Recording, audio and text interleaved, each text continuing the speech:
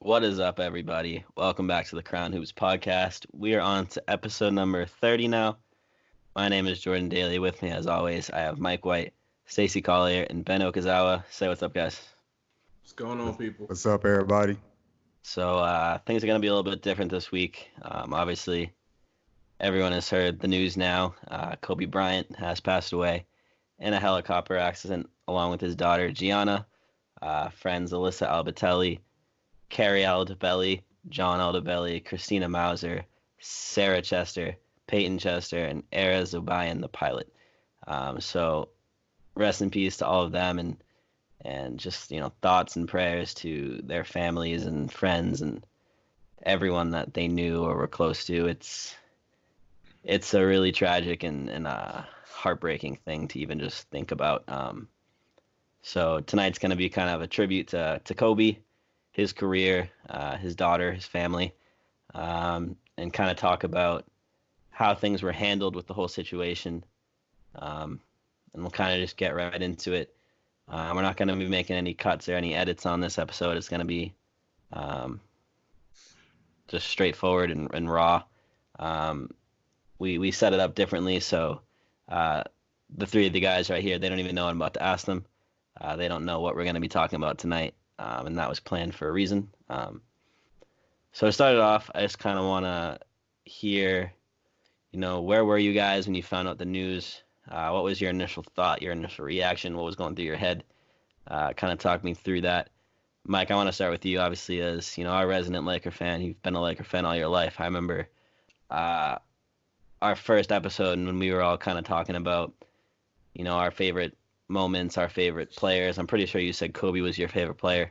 Of course. So obviously I want to start this off with you. Where were you when you found out, and what was your initial thought, and kind of talk me through that? I was actually at home when I saw the news. I had woke up I had been out the night before. I was driving about an hour away up in Richmond for a baby shower for one of my best friends. And then the next morning I woke up, saw the news. And when I first saw it, I was like, nah, this must be fake. Like, that was literally my first thought. This has to be fake. And even when I clicked on the link that I saw on my phone, it was a dead link, like it didn't go anywhere. So I immediately put my phone down. I was like, okay, someone's trying to play a trick on me. I know it ain't my boy. You know what I mean? But then after a while, you kept seeing more and more news reporting it here and there and there. So initially, once I figured out that, wow, this has a good chance of being true, man, I was shook. I'm gonna just be real. That was like losing a family member. It hurt me all the way to the core. So yeah, it was just a really shocking thing. It's still shocking. I still can't believe, what's went on. Just to lose somebody like that, especially, it was just another reason I thought it was fake. It was just because the night before, LeBron had passed him in points. So, I thought, okay, somebody thought it was cool to, make a little joke right after, LeBron does something significant. But, man, that shit just really, really rocked me all the way to the core.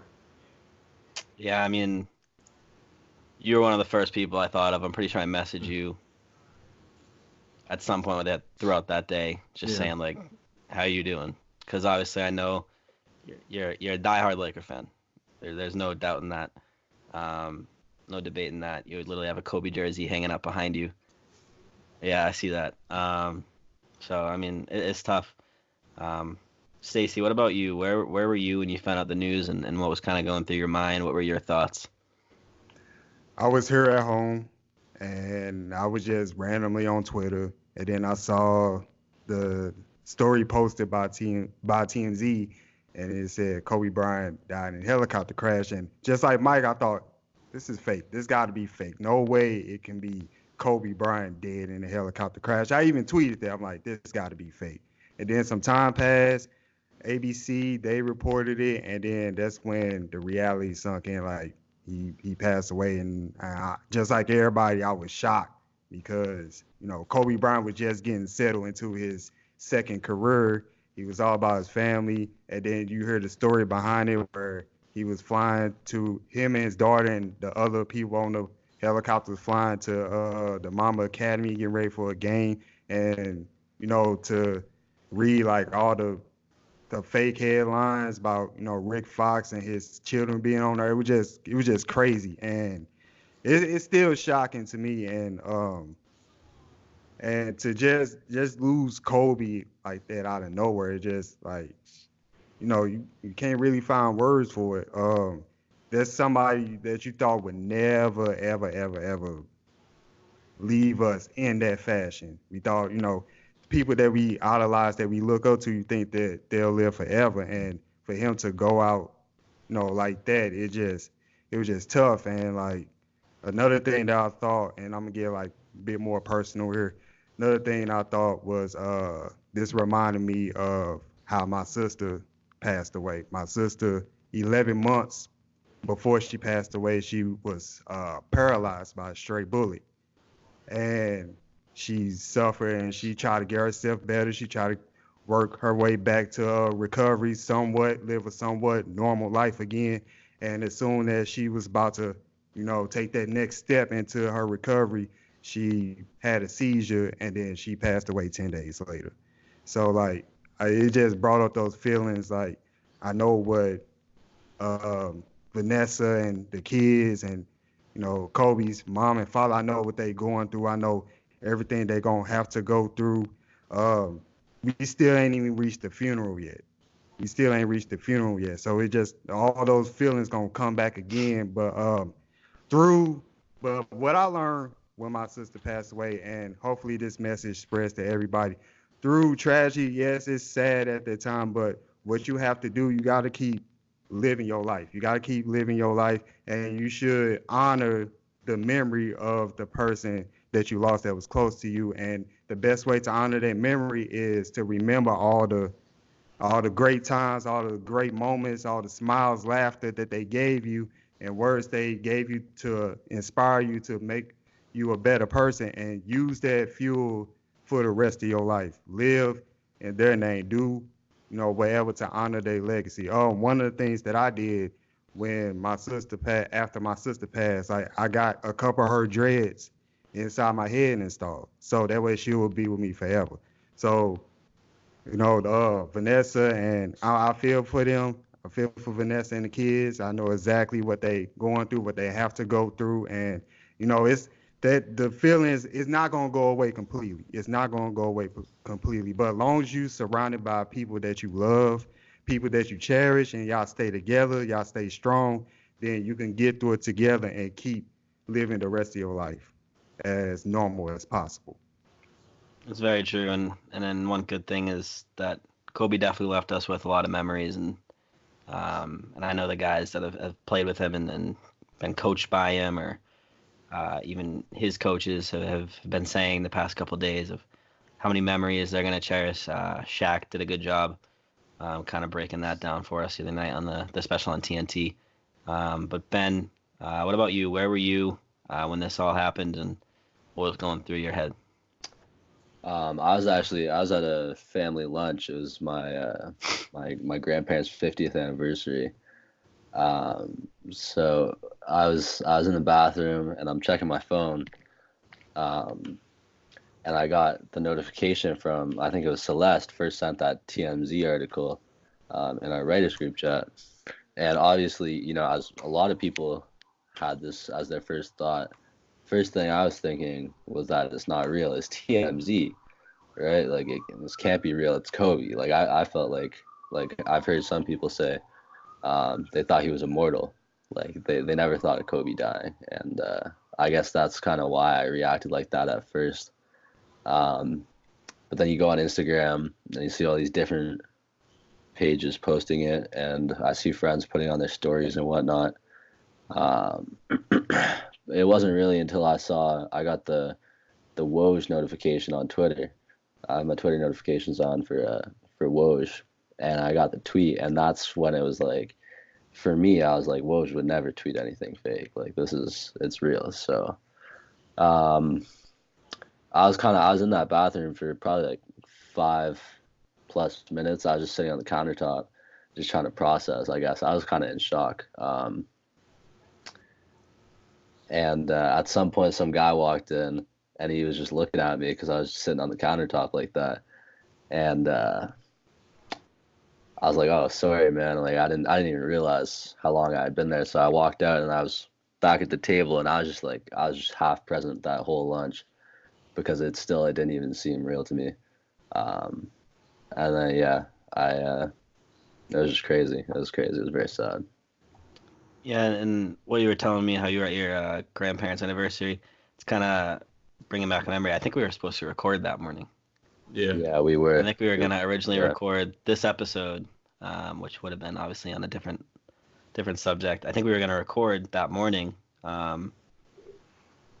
It's crazy. I mean, I found out I was at work. Usually at work I have a smartwatch on, but that day for some reason my smartwatch battery just died before I even got to work.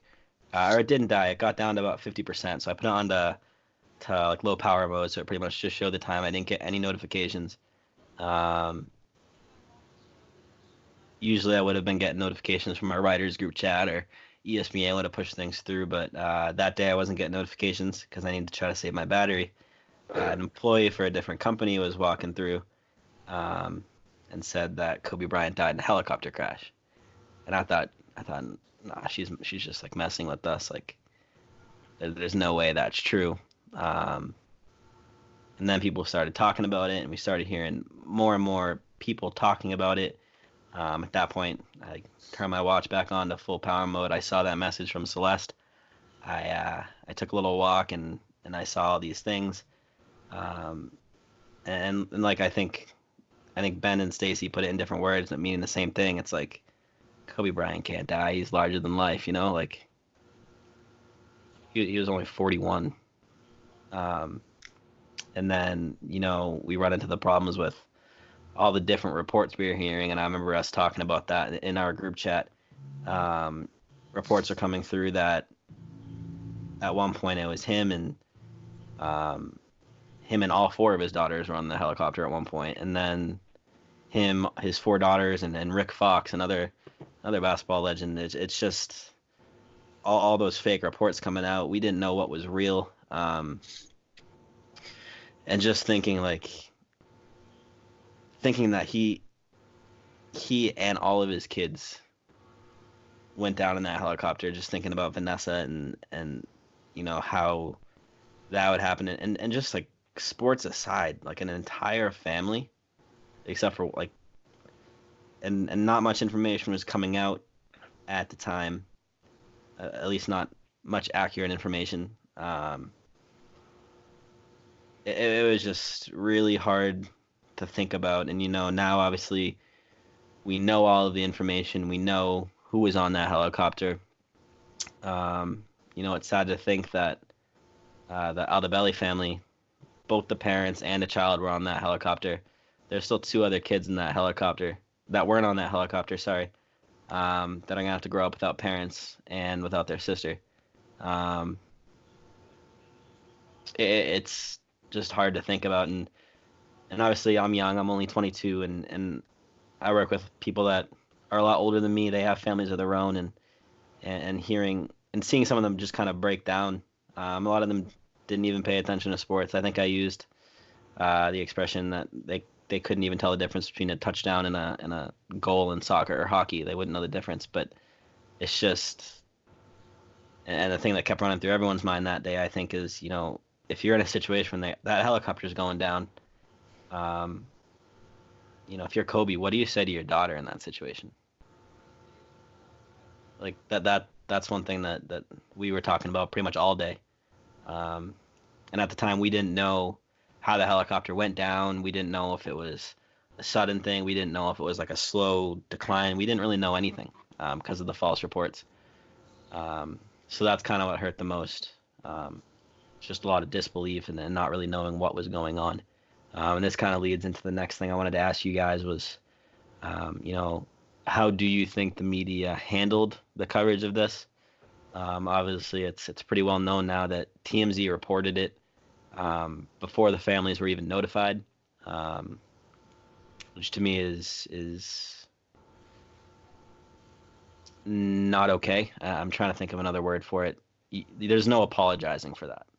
Um, I don't know how the Bryant family or any of these people found out. I'm really hoping they did not find out through TMZ. I'm really hoping that, the proper notifications were made. But that's one of those things that I don't know if that's the case. TMZ, though, I do have to give them credit. They're the only news source that was reporting on it that didn't add any false information. So I will give them that credit. If you go to that initial article that was published, they constantly updated it, and they never made any false claims that, all these people were on the plane. So yeah, I kind of want to get your thoughts on how you guys think that whole thing was covered, and we'll start with you this time, Ben. I just think they all handled it with very little class. They showed the media to be what a lot of people paint it to be, which is just everyone looking for that next story, that next way to get their name out there, their news channel to get more views, more of an audience, whatever. Obviously TMZ to publish it before the families knew anything. Like you said, I pray to God that no one found out. Especially like Natalia, Kobe's oldest daughter. She's 17, so she would be on her phone pretty often, I'm guessing. I really hope she didn't find out the same way that I did, that her father passed away, and her sister. I think that whoever published saying that all 4 daughters were on the helicopter without actually having any proof, I think that it's classless. Rick Fox, all that. If you don't have the cold hard facts, then don't say it, especially in a situation as sensitive as that. I think overall, like you said, TMZ not actually saying anything about who else was on board until they knew for sure. I appreciate that, but I think all in all, the media did not handle it in a respectable manner.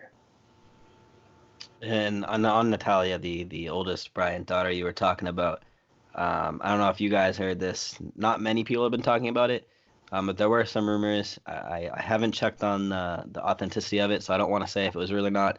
But there were rumors that she had an asthma attack when she found out and was like rushed to the hospital.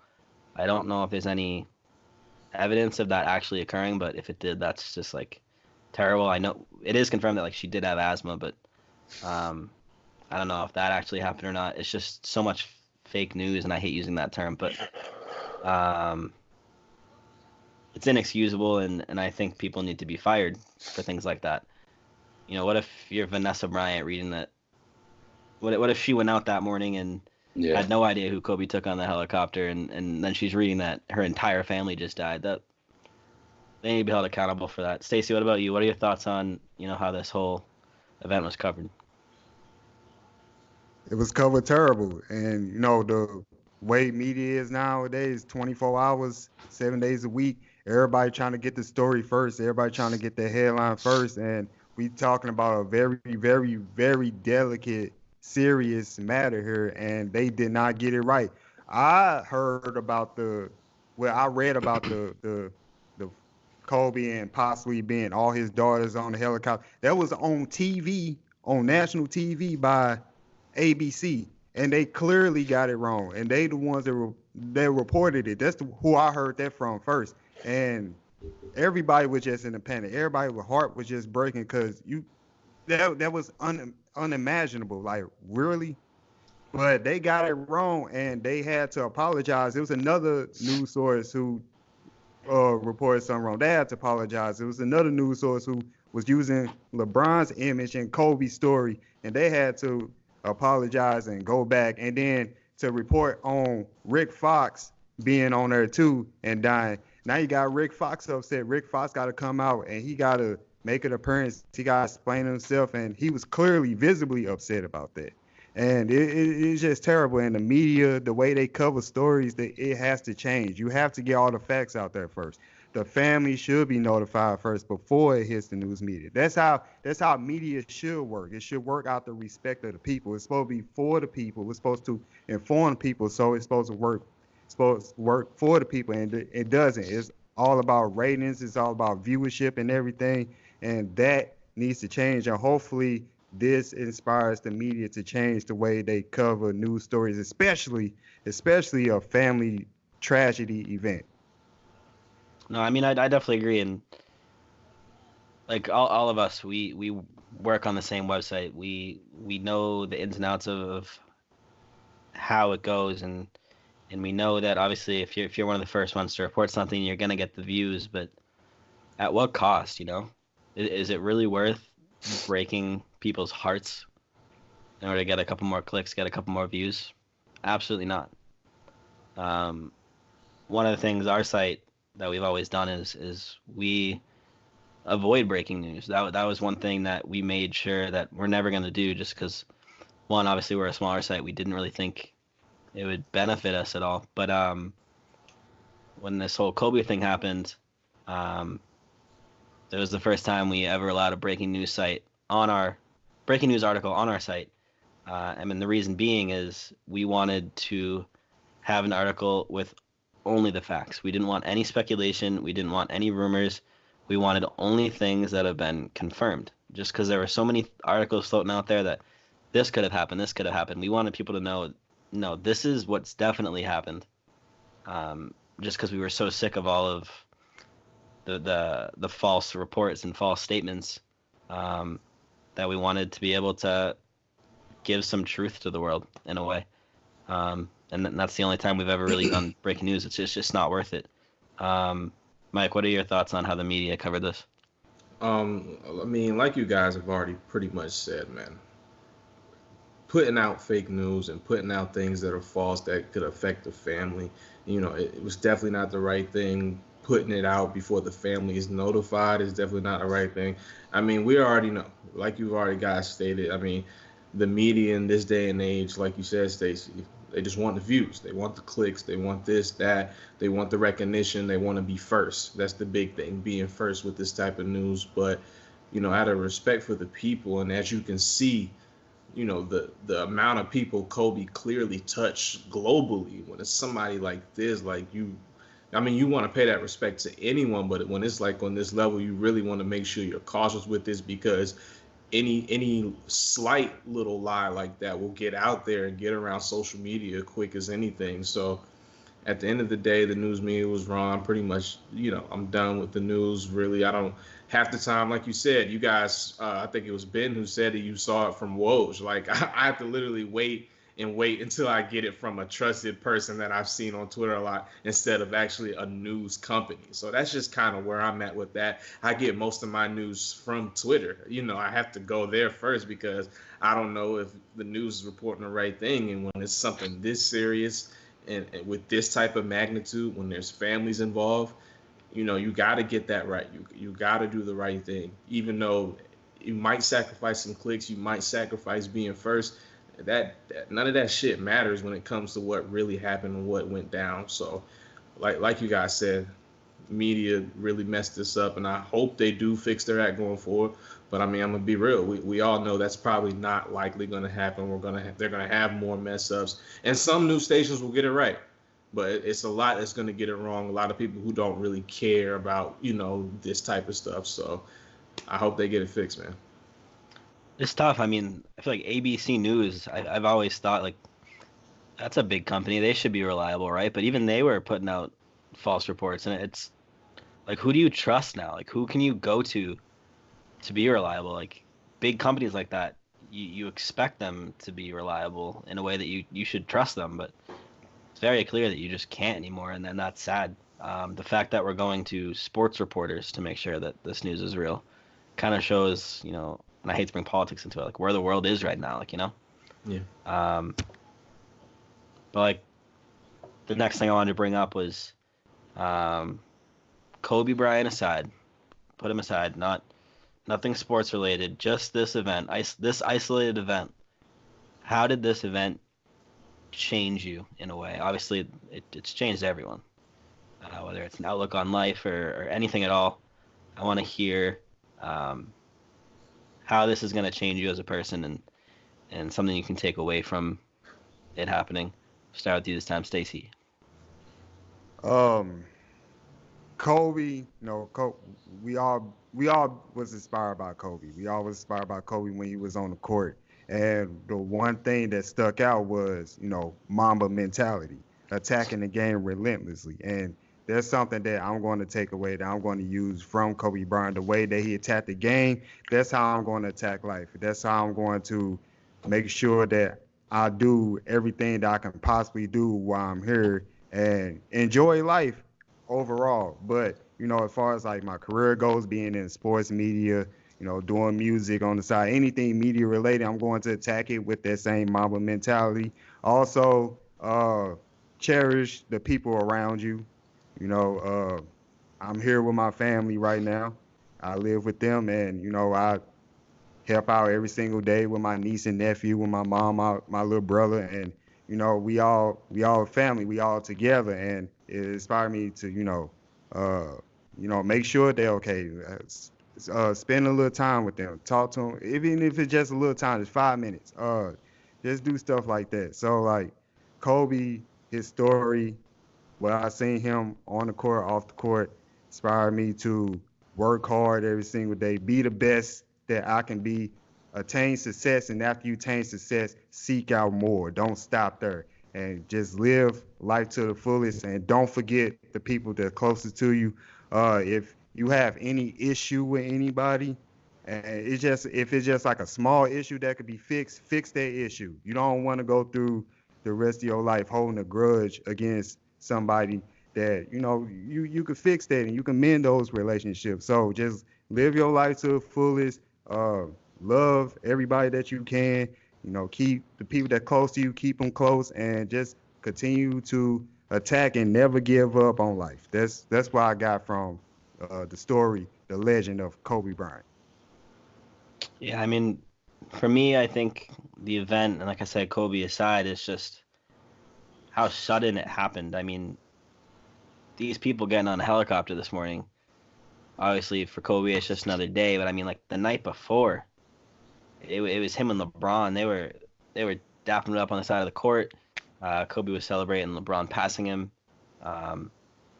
They were just having a genuine great time, and for the other people on the plane, they were probably thrilled that morning that they were gonna get to fly in not only just a helicopter, they were gonna get to fly in Kobe Bryant's helicopter with Kobe Bryant. That was probably something that they were looking forward to. And then, what we saw happen, and it was just so sudden. I mean, everyone on that plane, the helicopter, sorry, so young, so much life ahead of them. Like Gigi was 13 years old. It really shows that anything can happen in any moment, and you can't really take life for granted. And Stacey, like you said, like don't hold grudges. Life's too short. Move on from it, and that's something that I work hard on. Just from things that have happened in the past in my life, you just gotta have to move on from it. Life's too short. Like it was just so unexpected, and I think that's the whole shock factor of this is why it's so hard to believe. But Mike, what about you? How does this event change you? Just the suddenness of it. Well, for starters, it just thinking about how sudden it happened and being on that helicopter with your daughter, like when we talked about what do you say, it just makes me appreciate my family more. I have 2 kids, two little girls, in fact, 2 6-year-olds, wife. I wouldn't, like, honestly, I would have no clue what I would do if something like that was to happen to them or anything would have happened to them in that type of nature. So thinking about the position he was in, thinking about his other kids and his wife, like, makes you just appreciate everything that much more. Even like the little things when your kids are getting on your nerves after a long day of work, all the little things like that. it just makes it all worth it. So definitely, I'm gonna, do what I have to do to take care of my family and be there for them. Even when I'm busy, and I think I'm too tired to do this, and they just want to show me like a little picture they drew, just being there for them, because as we see, like, and we've already said it, never thought you would see Kobe Bryant gone just like that. Like, that's like literally a superhero to me, like growing up. So, I mean, makes you really appreciate family, but also it just, like you said, Stacey, it makes me want to attack life at a different intensity, at a different level. Like, there's times when I think I'm working hard and I know I'm not really working hard. I know I could be doing more. I know I could be putting more time in. I know I could be getting up early to get things done. So I'm just trying to take that Mamba mentality and apply it to everything in my life. Like, just today, I had a long day. Didn't even want to go to practice. But, then I thought about, my those kids that I'm coaching, and I got to lead them. They expected me to be there. And I know Kobe, that's what he would tell you to do. Like, yo, go there and be the best you can be at whatever you're doing. So I'm just going to take that mentality and try to take it with everything in life. Like Stacey was saying, whether that be media, whether that be sports, whether that be coaching for me, however it turns out, I'm going to try to put my best foot forward always, and just dominate. Because, that's what he did on the court, and that's what he's taught me. Like, I really just lost, like, a childhood hero icon. Like, and it's tough, and it's tough to think about, but that's how I'm going to try to move on. Ben, what about you? It's just, it happened so suddenly, like you guys all said, that it just kind of made me realize that you got to hold your loved ones close and make sure that they know how important they are to you, because you never know when the last time that you're going to see them is, when the last time you're going to get to tell them that you love them is. A girl at school that I know, her dad came down. She lives kind of far from where we go to school, Toronto, but because she was pretty shook about the whole Kobe thing, and so was he. So it made him realize that he has to kind of spend as much time with his family as he can and cherish those moments with his family.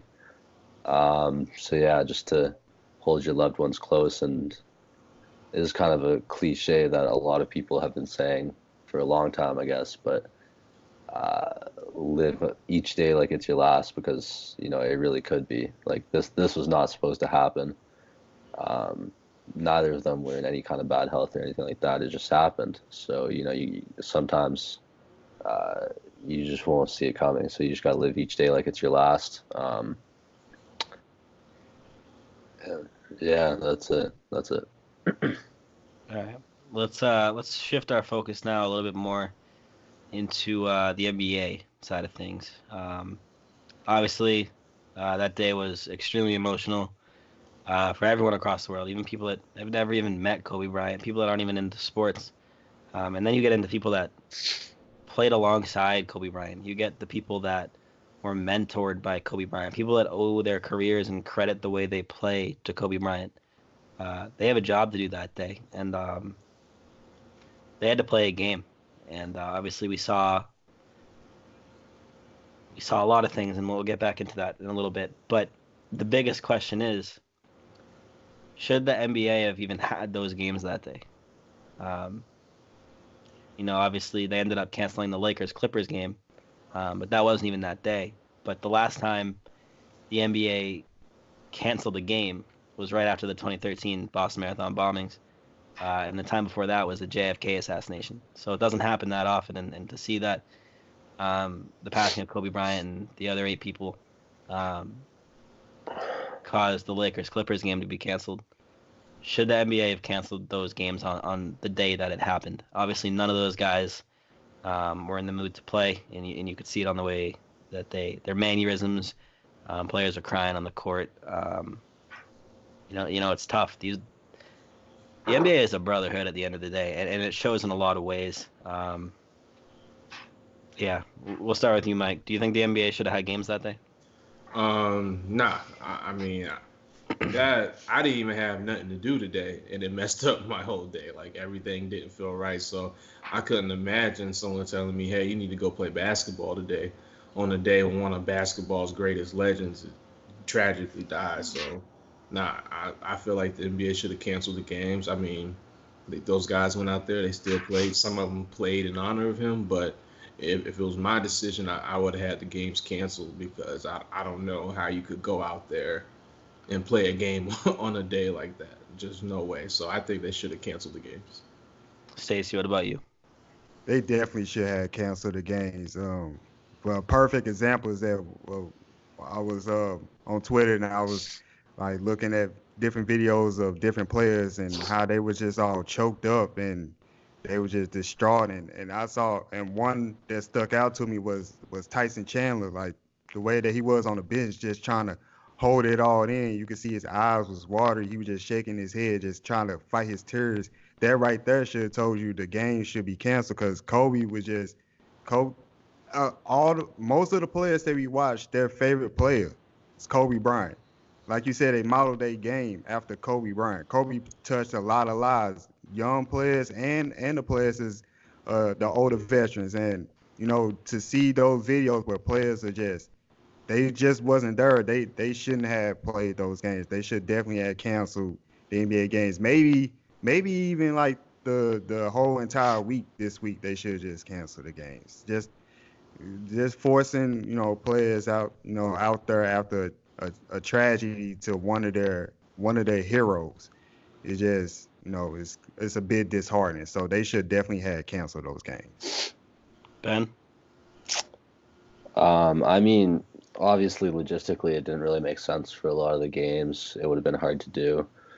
I think it would have been the right thing to do. But at the same time, the Raptors-Spurs game tip-off was probably like 30 minutes after, you know, the news kind of broke all at once. So it's kind of hard to clear out a stadium of however many tens of thousands of people were there. But I mean, you saw it, I was watching the game. I got home for the second half. I was watching the game. Those guys didn't even care about the outcome of that game.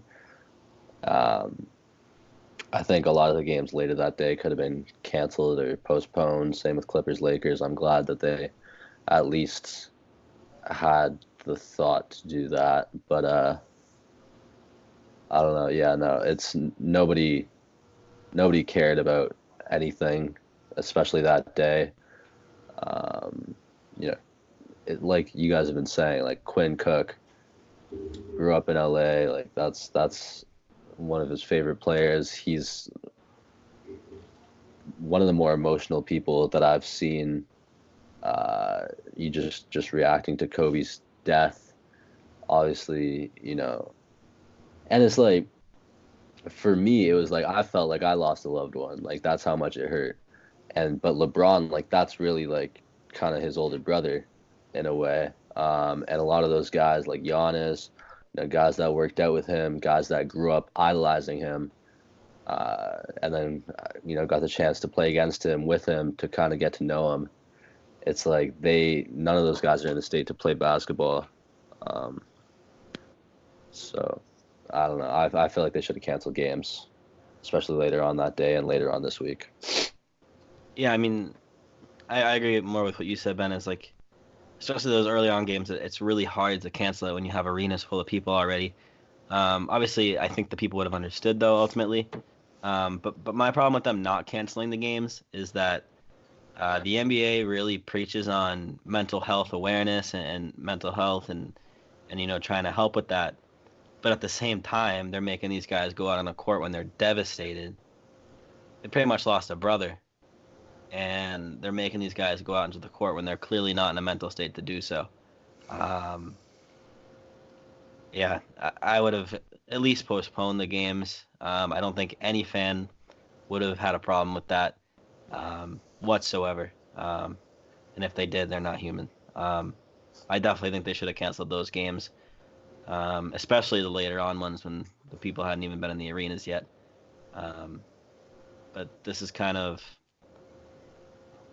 a perfect transition into our next thing with how the league has been honoring Kobe. Obviously, the games did happen that day. Some of the first things we saw was the ball being dribbled out. It started with the Raptors Spurs game. I believe at that game they both took 24-second violations, which eventually evolved into one team taking a 24-second violation, and another team taking an 8-second violation. Obviously, honoring both of Kobe's numbers. We've seen players voluntarily changing their numbers. If they had 8 or 24, they're changing it to something else out of respect. The Mavericks retired 24, Mark Cuban was saying that no other Maverick will ever wear the number 24 again. With talks of, fans on Twitter saying that they want his number retired league-wide. They want the logo changed to Kobe. Ultimately, what do you think the league will decide to do to honor Kobe? And let me put it this way. What should they do to honor Kobe, and what would you like to see them do to honor Kobe? And Mike, there's no better person to start with than you here. Well, what I think they should do, I mean, he's going to be a first ballot Hall of Famer this year. I think they're already going to do that, so that's easy. I wouldn't mind retiring his jerseys for all the teams. The only thing you run into with that is what if that number is already retired? Honestly, I don't know. I'm still processing. Like, I don't even, how do you honor it? Like, maybe a statue outside of Staples Center, something like that, with a signature Kobe fadeaway. I would love to see something like that. But I mean, how? Like, how? His number's already retired in LA. I would love to see them retire them all. I mean, I don't think they're going to change the logo. In fact, I saw something on Twitter today that the NBA has not been considering changing their logo. But I was glad to see so many signatures on it. I know my signature was on it just because it's Kobe. But I don't know how you honor a guy like this who's affected the league. Like, I don't know I forget which one of you said it earlier. I apologize. But someone said that this league, like, everybody's in the league now, they grew up on Kobe. That was their Jordan. That was my Jordan. Like, I saw Jordan his, like, 97, like, when it was almost pretty much over. Kobe from the beginning, from the early championships, Afro, skinny Kobe, all the way to, quote unquote, selfish Kobe, but like assassin Kobe, the 05 through like 07, 06, the years he dropped 81, all the way to grown man Kobe, having to lead a team, be more of a leader, do other things other than score. Game 7, NBA Finals, just have bad shooting night, go get 18 rebounds. So I'm rambling now because I'm talking about Kobe. I apologize, but I don't know. I feel like the NBA will get it right. They seem to do good with these things. Definitely first ballot Hall of Famer this year, though. Got to be. Yeah, the thing with the jersey retirements you were talking about, I mean, it's tough. Not only because he had 2 numbers. I mean, do you retire both numbers league-wide, one number league-wide? And if you only do one, how do you decide which number?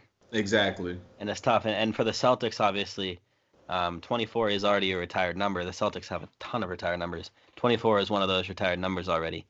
It's tough. I mean, it's really tough. And then the thing with the logo, obviously Jerry West is the logo. There's no debating that. But I don't know if you guys know this. The NBA refuses to admit that it's Jerry West. The NBA will not own up to the fact that it's Jerry West, because if they did, they'd have to pay him royalties. So Jerry West has said that he doesn't want to be the logo and that he does want to change it. I believe he said this before the whole thing with Kobe, but he has said that he doesn't want to be the logo. So I don't think there'd be a problem there. The problem comes to the NBA pretty much having to rebrand, which is going to cost a lot of money. I don't know if they would do that. But Stacey, what about you? What are some ways you think the NBA will honor Kobe, and what are some things that you personally would like to see the NBA do? One thing I think the NBA will allow to honor Kobe Bryant is at the All-Star game, where one team can wear 8 and the other team can wear 24. I think that's one of the easiest things to do as far as honoring Kobe. What I would like to see, I wouldn't mind seeing the logo change to a Kobe Bryant silhouette, because the game has evolved, and the players today and the players for the future, they all know Kobe Bryant. They know, we mentioned they play alongside of him, they played against him, they watched his film, they talked to Kobe, et cetera, et cetera. So why not have the perfect representation of what the NBA is today through Kobe Bryant's image? So I would love to see that. Like you said, I don't know if it's going to happen just because of all the changes the NBA got to make, but that's something I would love to see personally. As far as the jerseys retiring 8 and 24, that's something that's gonna be hard to do. Like you said, there's two numbers that every team that got retired, and some 8s might be retired already, some 24s might be retired already.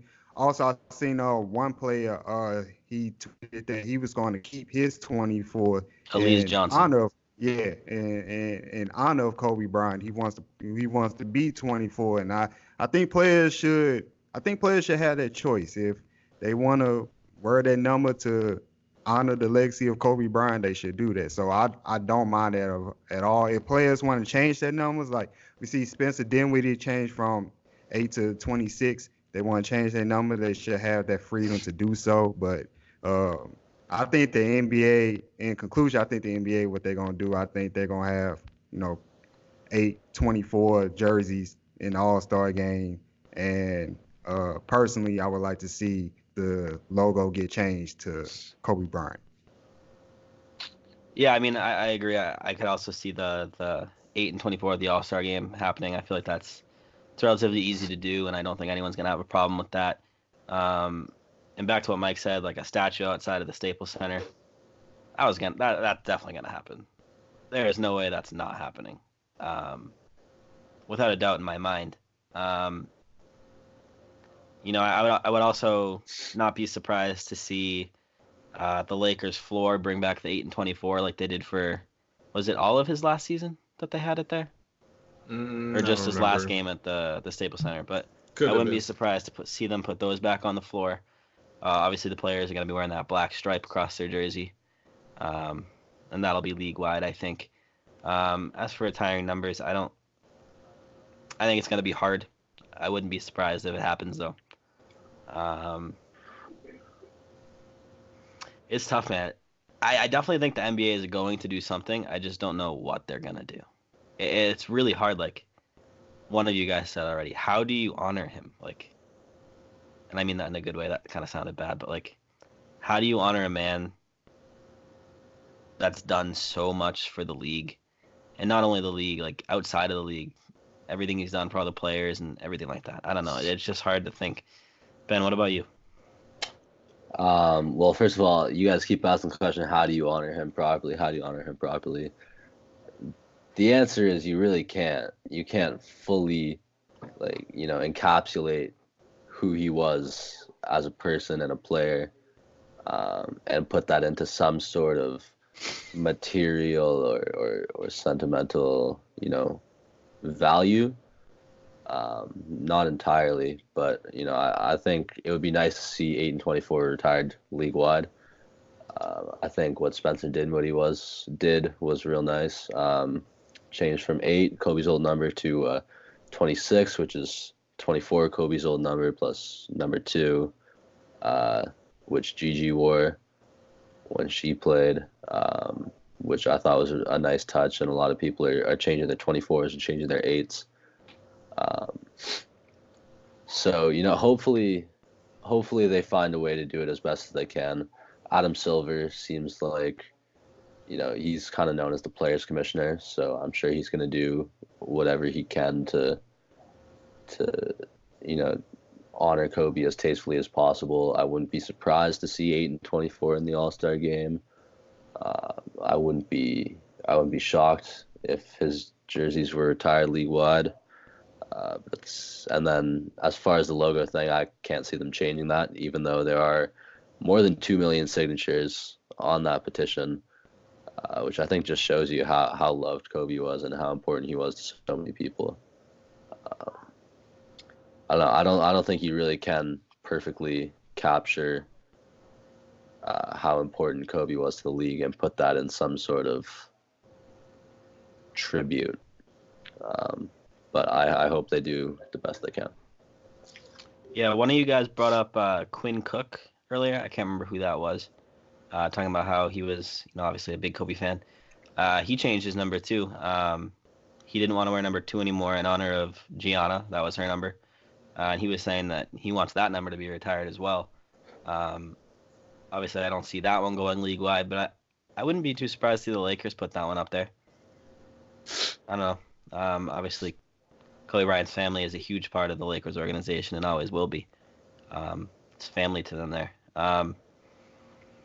But moving on with how the league has honored him, what are some of your favorite ways that you've seen him honored outside of the NBA, as in the NBA, the league, and or some of the tributes you've seen? And I'll kind of start to give you an idea of what I'm talking about. So I have 3 specific examples I wanted to talk about. One of them I noticed last night driving home from work. I work in the city. I work in Boston. Driving home from Boston, I started noticing that the billboards are different. They weren't the normal ads that I've been used to seeing. No Al Horford drinking chocolate milk like I talked about on the last episode. They were all purple and yellow. It said legend in the Lakers font, and it had the years of his life and a picture of Kobe. And that's in Boston. Obviously, Boston and the Lakers, it's a huge rivalry. It always has been, always will be. And just the fact that someone's paying to have that up there, it shows the love and that people have for Kobe, and the effect he's had on everyone. That just really blew my mind and gave me a full heart a little bit. Another way is there was one viral video going around that a guy was playing NBA 2K20, and online people were taking those violations, the time violations, the 24-second, 8-second. I played 2K for the first time today, literally not even 3-4 hours ago. It happened. I was stunned. The guy won the tip-off, took an 8-second, and of course I took the 24. But like the fact that people are doing that on a video game too, like, just blows my mind. But my favorite tribute that I've seen so far, Jimmy Fallon, late night talk show host, had his opening monologue, the first show since the event, and he told a story about the first time he met Kobe Bryant. Jimmy Fallon was 21 at the time. Kobe was 17, new to LA, new to the league, and neither of them knew each other. They were at a party and they didn't know anyone else, so they started talking to each other. Jimmy Fallon found out that Kobe was a basketball player for the Lakers, and Kobe found out that Jimmy was a budding stand-up comedian. And they just started talking about random things. Jimmy Fallon said that they were talking about poetry for a while, and Kobe just had the most interesting takes on different things in life. And later on at that party, they were running out of beer, and they needed someone to make a beer run. And Kobe Bryant, being only 17 at the time, couldn't drink anyway. He offered to take a ride and go get some beer, and he asked Jimmy to go along with him. And they took that ride and started to get to know each other. And Jimmy was saying that they went up to the store to get the beer, and the guy pretty much just wouldn't let them in, saying he's not going to sell anything right now. Kobe Bryant went right up to the window, put his ID up to the glass and said, "I'm a Laker, let me in." And they ended up walking out with 5 cases of beer and saved the party. And Jimmy Fallon started crying at that point, saying how all the conversations they've had since, they always bring up that story, and they always talk about, Jimmy Fallon has 2 girls as well, and they always talk about how they've grown as parents, as dads, and learning how to be a good parent, and all the mistakes they've made along the way, and they kind of helped each other become better parents. And then Jimmy Fallon said, he ended the monologue saying, "When I see you again, we're going to go on another beer run." To me, that was just very touching. I think it showed the kind of person Kobe was. He was just genuinely a good person. The fact that he would go out of his way, and I'm gonna tell another story later on when I get to another question. He just genuinely cared about everyone and anyone that he came into contact with. And I don't think a lot of people knew about that. A lot of people just saw him as Kobe Bryant, the basketball player. And it's sad that it's taken him passing away for people to start realizing and noticing all of this stuff that Kobe also was part of. But yeah, we'll start with you, Mike. What is your favorite tribute or way you've seen Kobe honored so far? I just like the entire, like worldwide, like even downtown Hampton, where I live in Virginia, one of the tall buildings was lit up in yellow and purple as I was on my way to practice tonight. Just seeing all the murals that are going up in LA, those are the ones I really like. Pictures of him and his daughter. And even if I'm not even talking real world, even if we boil it down to what are we always on all the time? Our phones. Just seeing the photoshops and all the beautiful art. I'm in an artist group on Facebook.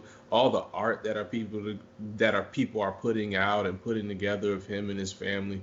It's just beautiful to see because post career Kobe getting a lot of love, but when he was playing, he wasn't getting this much love from everybody around the world. I used to find myself defending him on social media and barbershop arguments and all those types of things. But just to see people genuinely hurt about this, even people who weren't even so-called Kobe fans, just to see them representing in whatever small way or big way they can is just a beautiful sight to see. So, yeah, I just like the general worldwide respect that everyone has for Kobe. Yeah, man, I've definitely noticed that as well. Twitter, everyone's kind of like coming together, and like me, I'm the most diehard Celtics fan. I'm wearing a freaking Lakers hat right now. Right.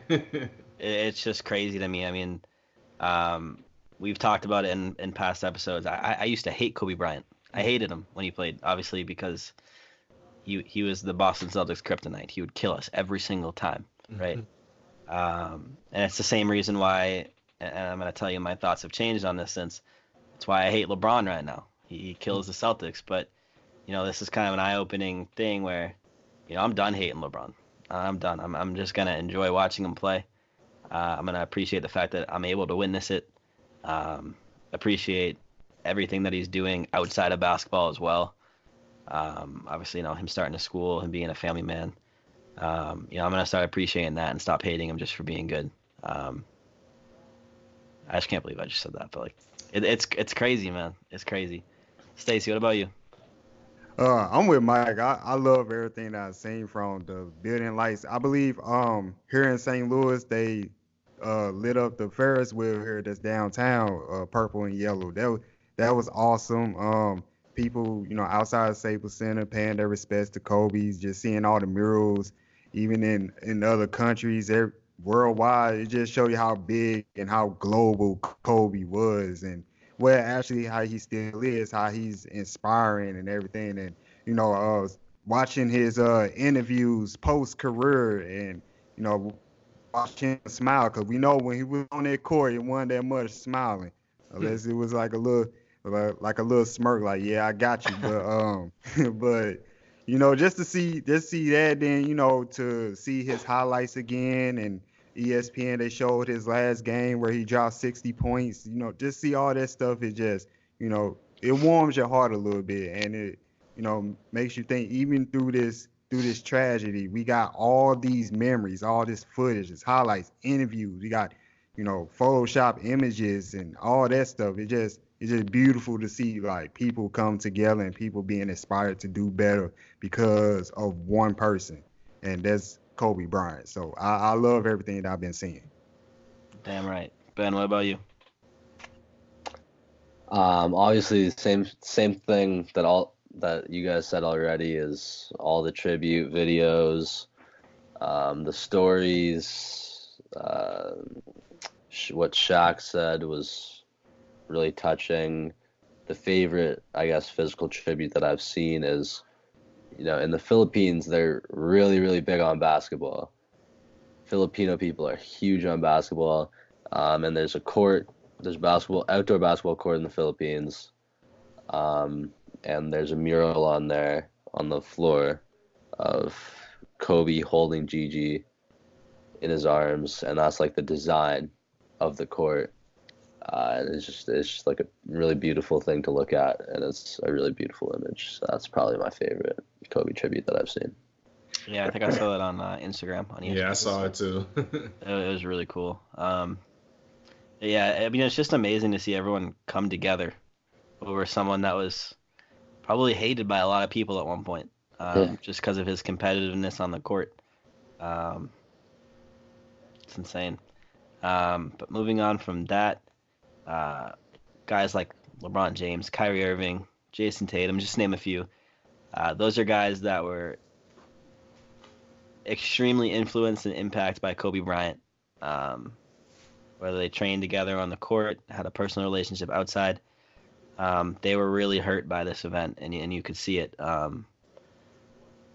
kind of want to talk about LeBron James specifically. Obviously, those two guys had an extremely close relationship, a really good bond. We saw it on Kobe's last night when he went and saw LeBron James pass him. I kind of want to talk about LeBron James for a sec. What do we expect from LeBron? Obviously, he made an Instagram post. He made his first public appearance the other day. He went to go watch his son play basketball, Sierra Canyon. What are we gonna see from LeBron this year moving forward?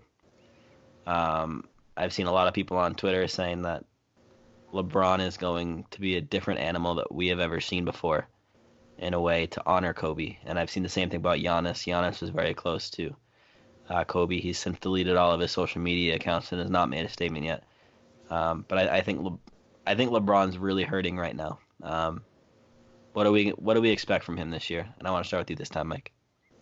I mean, in his play, I think LeBron's still going to play his game. It's just as the Lakers as a whole, I just think if you thought there was already a focus with this team in terms of coming in this year and competing and winning for a championship, I think you're going to see them laser focused now, super locked in, because they're not just playing for a championship anymore. They're playing for something much, much bigger with what's happened. So I think you'll see them play their game. And it might look the same a little bit, but some of these losses that you've seen the Lakers have, where they just get a little lackadaisical, or it's just not. I don't think you'll see that. I think you'll see a more focused team. I'm not going to guarantee a championship or anything like that, because anything could happen. There's a lot of good teams in the league, but I think they're really going to take that word Mamba mentality to heart for the rest of the season. And I think we'll see it from everybody, from even the top players such as LeBron, all the way down to guys like Quinn Cook and Alex Caruso. I think everybody's going to be really locked in, feel really proud to wear those Laker colors this year. So, yeah, I think LeBron's going to play his same game, but be super focused and help lead this team in the playoffs and hopefully to the championship. Yeah, man, there's a whole new means of motivation there. Stacey, what about you? I see a lack of focus. I see a laser focus, more family atmosphere from the Lakers. As far as LeBron James himself, I think what he's going to do, he's going to continue what he's been doing. He's going to continue put up the stats he's been doing. He's going to continue to be inspired by Kobe's words and his legacy. We're going to see, the same focused, championship-driven, striving for greatness LeBron that we've been seeing. We're going to see him being more of a family guy.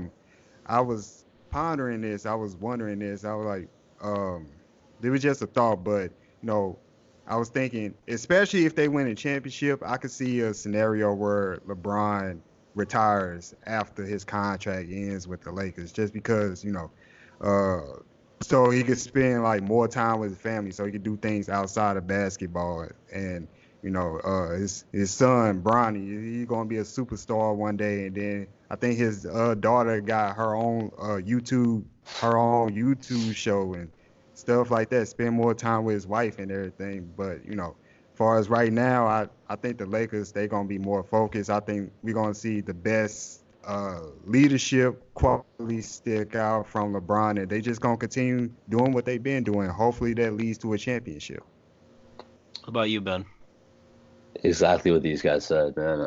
I don't see anything changing with LeBron's play for the rest of the year, and I'm expecting the Lakers. Honestly, I wouldn't be shocked if this kind of puts them over the top and they win a championship, because of course, each individual player is affected by him. I think it's just going to be kind of maybe a culture shock with the Lakers. And I guess they're going to be it's probably going to bring the team closer together. And I think it could be kind of like a kick in the ass for the Lakers.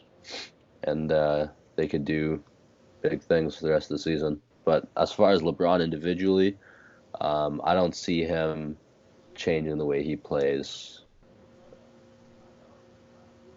I think we're going to see a laser-focused, almost in a way, angry LeBron. I don't think he's going to be making any more jokes on the court. I think he's going to be locked in, ready to go. Mamba mentality type player. I don't think he's going to take anything for granted anymore. I also think we're going to see him spending more time with his family. Obviously, that's going to be a huge eye-opener for him.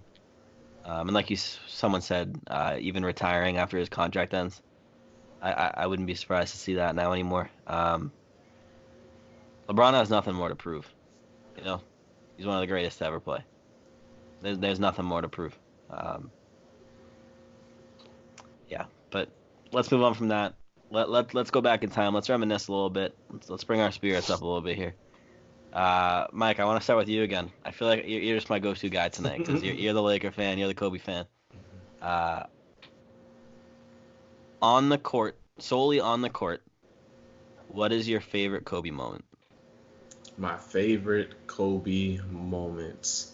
All right, so I got a 1A and a 1B. Me got too. a 1A and a 1B. So 1A, I literally just answered this question. 1A, and I'm sorry, Jordan, but it's always going to be 2010 NBA championship against the Celtics. I mean, nothing was better than that. To go all those years hearing how Shaq carried you, you're this, you're that. Shaq left, now you're not in the playoffs. To get beat by the Celtics first and like really beat down, to go against Orlando, win, but to come back and face that same big three Celtics. You know, a lot of kids these days, I hate calling them, it makes me sound old, but they think that was like the first big three, even though it wasn't. But to take them down and finally get that redemption, get that fifth ring, one more than Shaq. Just seeing him standing on the table like this, you know what I'm saying, jersey in the back, all the confetti coming down. That was like one of my favorite moments ever. That's 1A, definitely. 1B, though, it's got to be his last night. Like 60 points on your last night. Here's why it's so great. It's not that I seen him drop plenty of points before, but it was his last season. There was nights where he might only hit like 3 shots. He'd go like 3 for 18. You know, he was obviously in his last year. But to see him have that magic one more time, like I had seen all those years of him hitting constant game winners and fadeaways, to see him be able to will the Lakers one more time on his last night when everybody's there, Snoop Dogg, Jack, Jay-Z, Kanye, when everybody's out there, that was just like such a surreal moment, and it kind of helped me accept his retirement in general. Because like I said, that was my childhood superhero. I never thought I'd see him stop playing basketball, but to see him go out like that, talk afterwards, see the love in his eyes that he had for his family when he winked at them when he was walking off after dropping the mic, man, that's one of the best moments I could ever have. So that's my 1A and 1B. Stacey? Man, it was so many moments. Like we can go on and on, but I'm in agreement with Mike. My favorite moment for Kobe was capturing that championship against the Boston Celtics, because he lost against the Celtics a couple years before, and everybody was riding him off. Oh, he can't do it on his own. And I think between that time from when he lost to when he got his revenge, he was going through like finger injuries too. Like he had like broken fingers here and there, and for him to battle all that and will his way to capturing that seemingly elusive title against the Boston Celtics of all teams was one of my favorite moments. Of course, you can't forget about the 81 points that he dropped on the Toronto Raptors. And One of my favorite moments too. Also, him hitting the free throws on torn Achilles. Yeah.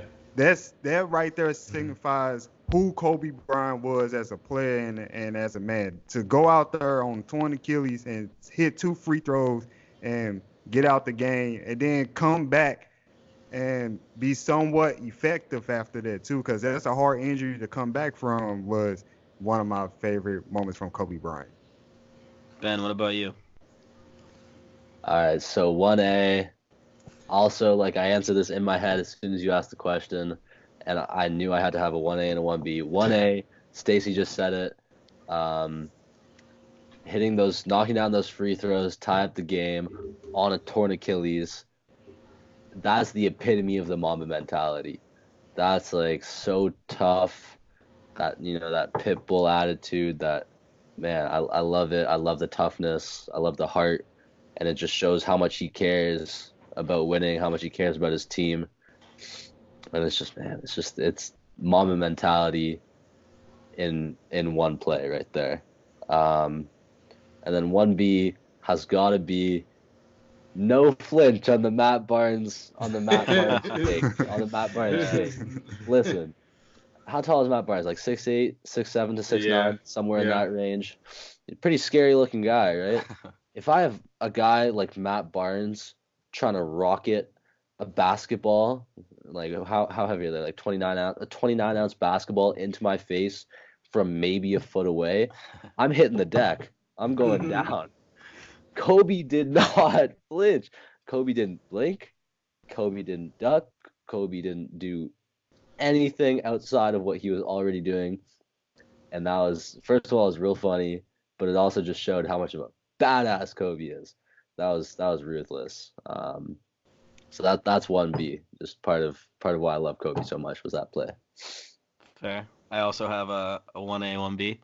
1A would also be the same with Mike. That last game versus Utah, it was literally out of a movie. The way the camera angles came into effect, the light, it was out of a movie. Everything, man. Everything worked out.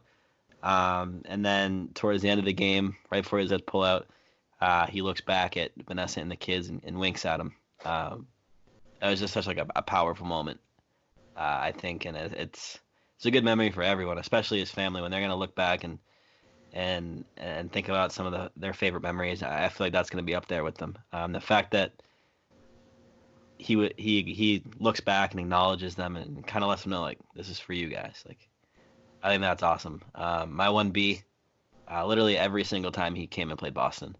And my reason for that is he made absolutely everyone on that court a better player.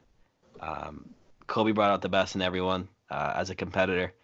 And I don't know if you guys know this. Without Kobe, Paul Pierce wouldn't have gotten nicknamed the Truth. That came after Pierce was playing great against Kobe, and Shaq started calling Pierce the Truth. He just brought out the best in everyone, and as a Celtics fan, I loved seeing that. It was great to see all that competition, and obviously 2008 was a great year for us. But then came 2010, and that wasn't that great of a year for us. But like I said, it's just that competition, and his final game when he came to the Garden for his final game, he got all the respect he deserved. That he had the whole TD Garden chanting his name, and I remember a reporter asking, like, what does this mean to you? And he's like, this means everything. And for that last game, he brought Gigi and his wife and his family to that game so they could experience that as well. It was just a really cool moment. But with Kobe, there's two sides of him. There's also an off the court side of Kobe. So kind of want to go around to you guys and hear, what is your favorite Kobe moment off of the court? And I'm going to start with you again, Mike. Off the court, favorite Kobe moment. What I really liked, and I was really fortunate that I got to see. I'm glad I got to see him and Shaq sit down face to face and talk about how big of idiots they were for not getting along. Like that was.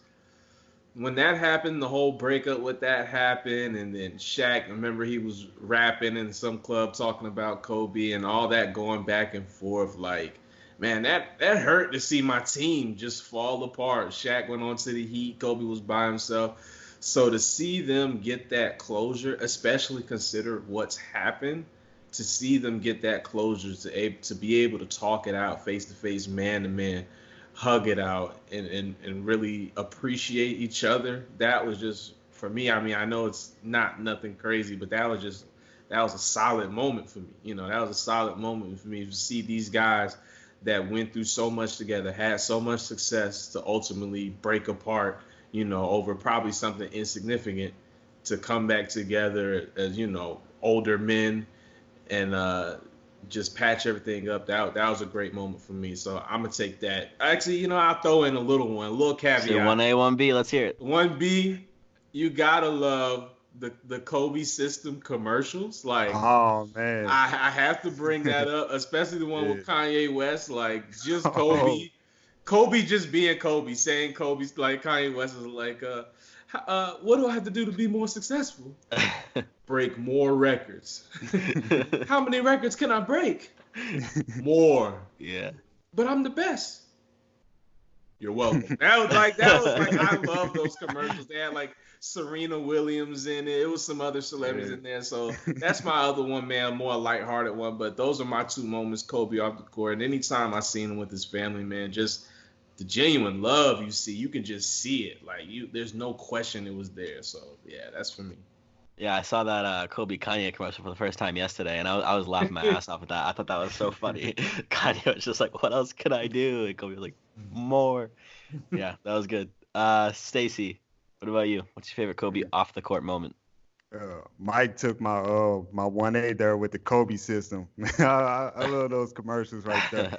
He was like, he was telling Kanye, but are you a different animal and the same beast? He's like, what does that mean, Kobe Bryant? And then, you're welcome. And he shut up Tony Robbins in the commercial too, and I was laughing at that.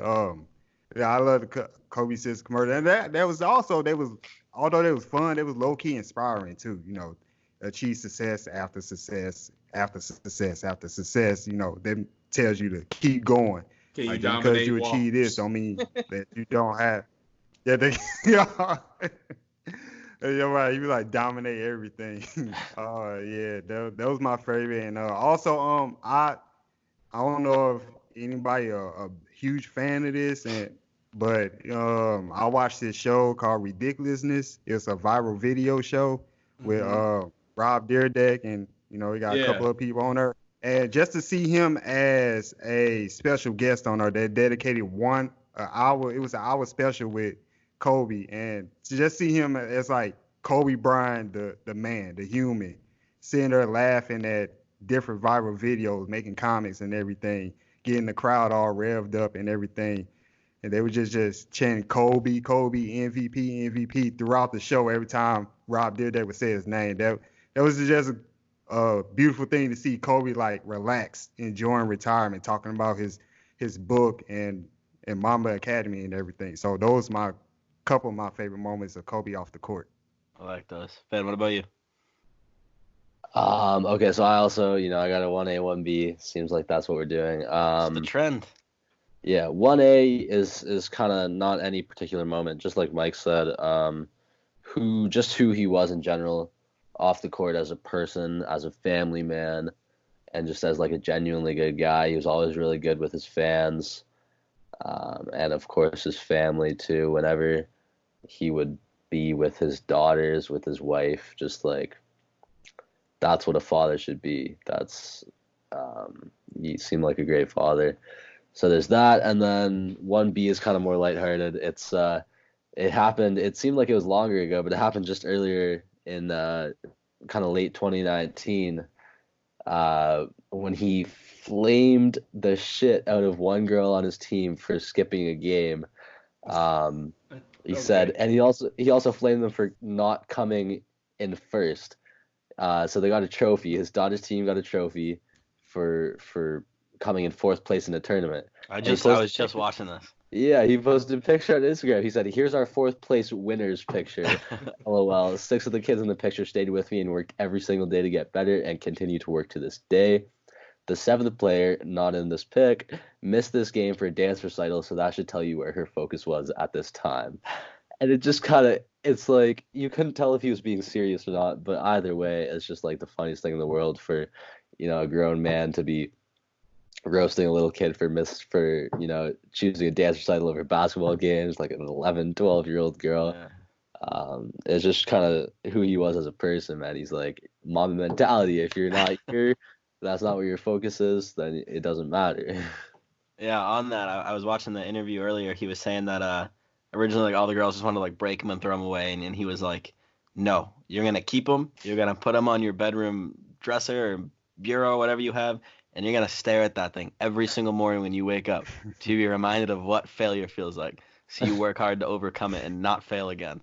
It's just like he finds ways to motivate people out of nothing, and it's insane. Like, I don't know, man. But my 2 moments off the court, one was earlier this year on Jimmy Fallon.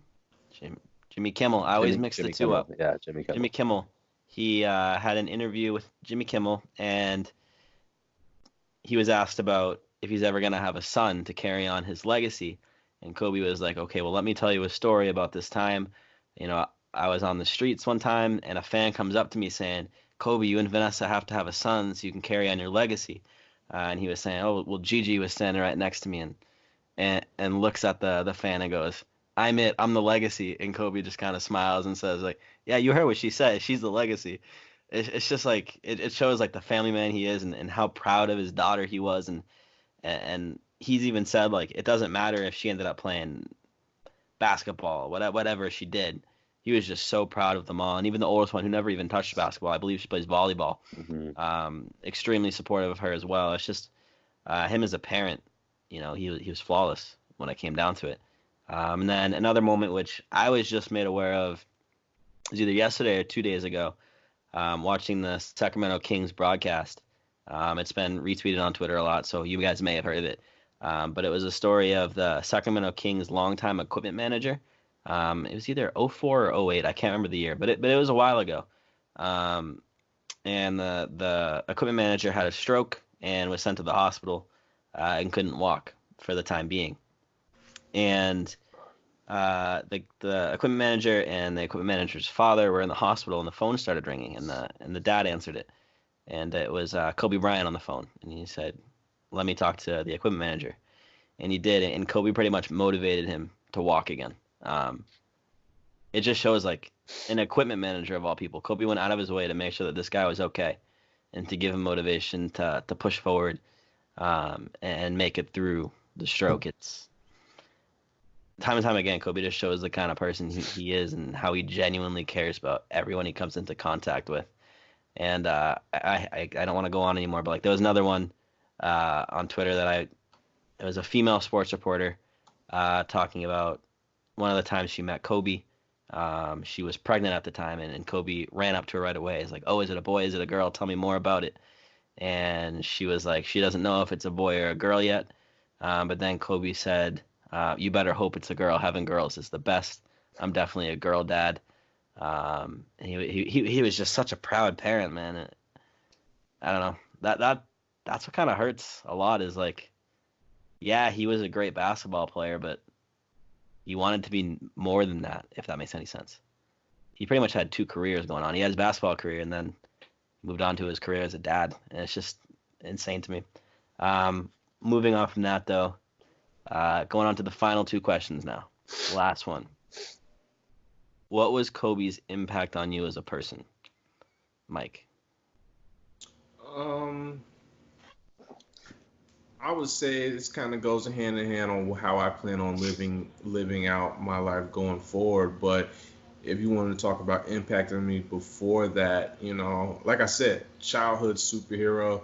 I used to be out in the street playing basketball, taking tough fadeaway shots from like the 3-point line, screaming Kobe. Like when I used to see him hit game winners, I used to always tell myself like, yo, I can make any shot. Like I'm not trying to boast myself or I'm not NBA material or nothing, but I used to hoop and like I used to think, yo, I can make any shot. I see Kobe do it. I see how he do it. I'm watching how he fades away, how he gets to the baseline, does a little turnaround. Like I'm copying all those moves. So in a way, he kind of just made me feel like anything's possible. Like nothing's impossible. There's nothing I can't accomplish. And then as he got older and got out, and you saw how motivating he was, and how he was a role model and how he was a coach, it showed me anything is possible when you put hard work into it. When you put hard work into something, good things come out of it. So I would say he made me think anything is possible as a young man, and I'll always be grateful for that, and I'll continue to be grateful for that because his spirit's still going to live on, and like I already said, what I'm going to do going forward is try to be better with the Mamba mentality. But I would definitely say he inspired me to believe that anything is possible, anything could be done. There's not a shot you can't hit, and there's not a shot you can't take, and I mean that literally and figuratively in anything you do in life. So that's what I'll take away from it. What about you, Stacey? Kobe was one of the reasons why I got into the NBA in the first place. He's one of the reasons why that I love basketball, especially from the NBA. Like Mike, you want to go when you play basketball anywhere, you want to hit those tough shots like Kobe. You want to hit the game winners like Kobe. Even if you got and we all done this, you got a trash can, you got balled up paper that you just wrote on, you do a fadeaway shot and you yell Kobe. You just a cultural icon, and watching him through his prime, it inspired me because he did it his way. He forgot what all the naysayers, all the doubters say, and he just kept going. Even when he shot bad, I remember as a game, I believe it was against different Nuggets, he shot like 7 of 24, but he still inspired the game. He still was attacking the game the same way, and uplifted them to win the series against the Nuggets. And the biggest thing that I took away from Kobe early on was like his mentality, how he works hard, how he wants to be better. He didn't see Jordan level like something impossible to reach. He wanted to be better than Jordan, and I like that. Like, I know Jordan, it's like he was saying, like, I know Jordan's great and all, everybody paying him as the greatest player of all time, but I'm going to do what it takes to pass him, and I'm going to get these rings, and I'm going to pass him in scoring and everything, and you should not limit your success. You should keep on going until you can't no more. So that's what I took away from Kobe early on. What about you, Ben? Man, for me, like, first of all, the same thing these guys said. As a kid, we had this net in the driveway. It extended from 7 feet to 10 feet. Get all my friends in the driveway, drop it down to 7. We'd be throwing down the dunks or whatever. Kobe every time. And then put it up to 10 feet, turn around, fade, Kobe every time. Every time we would just be messing around in the driveway and putting up dumb shots like that. We said one person's name, and it was for a reason, man, because like Mike said, anything was possible with Kobe. He could go, and just perseverance. First of all, the shooting on the torn Achilles just showed a sort of mental toughness that extended beyond sort of the physicality of the game that I really respected and looked up to, because at the end of the day, you can be as physically strong as anyone, but if you don't have that mental toughness that Kobe had, then you can't be great really in anything. So that was one thing that impressed me about him. And then at the same time, like I said, just perseverance. He could go 0 for 16, but make that game winner. So it was all about just never being afraid to fail, and just keep pushing. Yeah, I mean, on that, what you guys have all been talking about, like crumpling up pieces of paper into the trash can in the middle of class. Kobe, everyone would do that, from trash cans to basketball hoops to playing beer pong in college. It's always Kobe. It's never anyone else. It's always Kobe. No, but for me, it's definitely gonna be that Mamba mentality, and I think, and I hate the fact that it took him passing for me to kind of look more into all of it and watch more videos and kind of just break everything down and see what kind of person he really was. It's that Mamba mentality at the end of the day that And like Mike said, it's something that I'm definitely going to be working on from now on and using in the future. Anything is possible. He never really let anyone tell him he couldn't do something. If someone told him to move a mountain, he'd move a mountain. It was just the motivation, the perseverance, the resilience he had instilled in him. And just like watching a video of him talking, it literally makes me feel like I could lift a car. He just has a way of motivating people, and that's something that I'm going to be able to definitely take with me moving forward and kind of help me push through any hard times, or if I'm worried that I won't be able to do something successfully, know that, yeah, maybe I can't do something successfully right now, but maybe if I keep at it, maybe 5 months from now I can. It's that kind of mentality that will have an impact on me the most. To close the episode out, though, I'm going to ask every single one of you, what is Kobe's legacy? At the end of the day, what's his legacy? What has he left behind for us? Mike. At the end of the day, his legacy, Kobe is a champion. He's a legend. He's a father, a brilliant mind, one of the icons of the NBA, one of the most influential basketball players of all time. He's a role model. I mean, I'm just naming stuff he is to me. He's a role model. He's an icon. He's someone you can look up to. He's someone we can learn from. An intelligent man, and overall, just a legend, man. Straight up legend. Stacey. 2 words sum it up: Mamba mentality, on and off the court. That's it. Mamba mentality. Attack everything with greatness. Strive for greatness. Go 100, not even 100%, 110, 120. Achieve success after success. Do everything that you can to get better and better and better, and never stop and never settle for anything. That's Kobe's legacy right there. That was him as a basketball player. That was him as a human, and most importantly, that was him as a father and a husband. Ben? Stacey kind of stole mine. That Mamba mentality. It's in everything you do. Just strive to be the best you can be, no matter what it takes. Like I said, perseverance. He's a champion. He's one of the greatest to ever play the game. He's one of the greatest NBA players. But it extends more than him as a basketball player. He's one of the greatest people to be a part of the NBA. Not only as a family man, but as a contributor in so many ways. His foundation, what he was working on with kids, and just everything, who he was as a person. He's going to go down as one of the greatest of all time in our sport that we love. Yeah, I mean, I agree with everything you guys have said, but on top of that, I mean, he's given parents kind of someone to look up to on how to raise children and how to be a good dad. And, another thing that I think is kind of under talked about when it comes to Kobe is all that he's done for women in sports. He was definitely big on that, especially with his daughter Gianna, kind of paving a way, letting people know that you can do anything you want. There's nothing that's going to stop you, and kind of helping young female athletes kind of achieve their dreams, creating the whole Mamba Academy. I think that's definitely something that's underappreciated. That's definitely going to be left behind in his legacy. Just to add on top of what everything you guys have said, I mean, obviously you have the Mamba mentality, the legacy he's left in the NBA. I mean, Kobe may be gone, but to me, Kobe's never dead, if that makes any sense.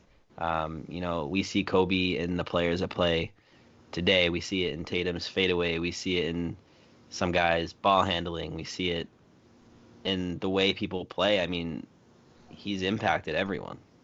Everyone uses some part of Kobe's game that they either learn directly from training with him, watching his game film. But Kobe will never die in the mind of the NBA, in my opinion. But that's going to do it for this episode. As always, my name is Jordan Daly. With me, I have Mike White, Stacey Collier, and Ben Okazawa. Sorry about butchering your name right there. It's okay. It's okay. Mamba forever. Call someone and let them know you love them, and we will see you guys next week.